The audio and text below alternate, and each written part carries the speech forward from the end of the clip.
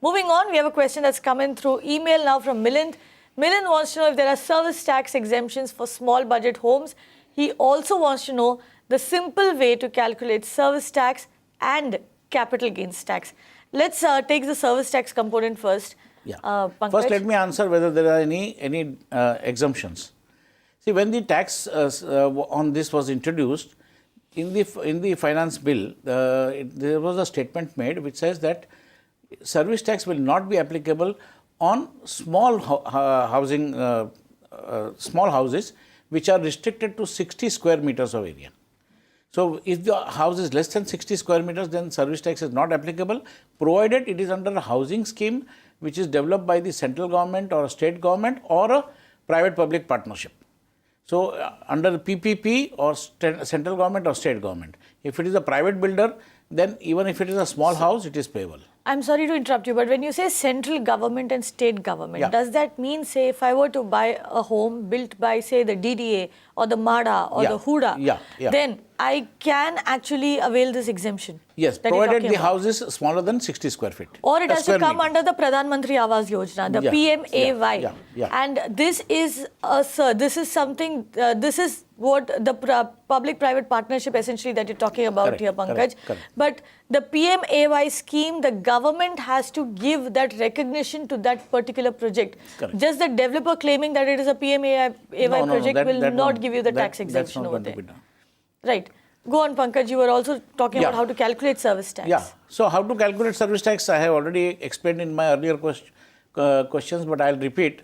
Service tax, the simplest way to calculate is take 3.75% of the total value if the value is less than 1 crore or the flat is less than 2,000 square feet.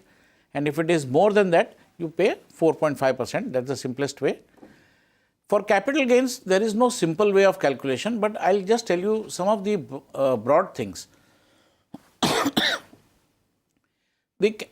Very simply, is capital gains is nothing but the profit which you make on sale of a transaction. Now, how to calculate the profit again is a technical thing. You will have to index your cost. And to take you through a very simple example, supposing you bought a flat or you bought a house maybe somewhere in 1985 for 1 lakh of rupees. Now, from 1985, the value of money has eroded. Therefore, the government has given you the benefit of a cost inflation index. And every year since 1981, the government declares an index. So, 1981, on 1st April 1981, the index was 100 rupees.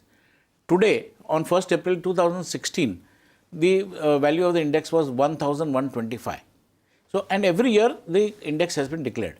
So, what you do is, the government tells you that, okay, you take your cost, multiplied by the index of the year of sale and divided by the index of the year of purchase. That is your index cost. So, indirectly you get the benefit of the inflation.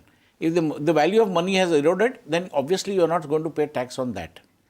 So, say supposing 1 lakh of rupees multiplied by 1125 divided by, if it was purchased in 1985, let's say 300 was whatever is the value of the index in that year, you divide it by that, and that is the cost of the capital gain, I mean of your house.